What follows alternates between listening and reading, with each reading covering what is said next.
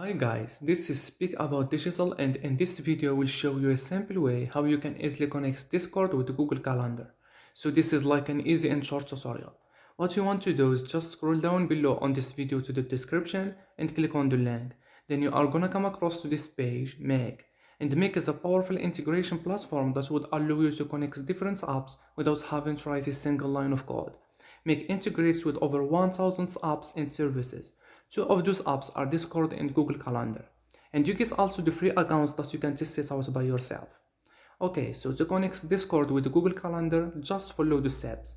After clicking the link in the description, now you need to sign up to Make. It's easy as just filling these forms, or you can also sign up using your Google account, your Facebook account, your GitHub account. And after that, this is your dashboard.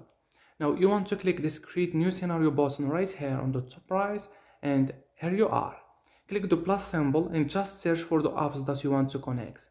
Let's say Discord, or you want to add Google Calendar first. That's completely up to you. And as you can see, each application usually has different kinds of modules inside of it, because you can do different things with those applications. Watch events, search events, get a calendar, create a calendar, so you can simply choose which one you want. I'm gonna go with watch events, so this is also specified down here what kind of module is.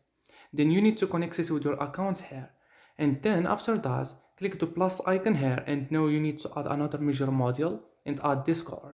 And let's say you want to post a message with a file, send a message, update a channel, so you would choose which action you actually want here. I'm gonna go with post a message with a file. Then you need to connect it with your accounts here. On the bottom left, you can easily run it once and test it out. On the bottom, you can save it. Over here, you find templates. I find this a really cool place to get some inspiration of what is possible.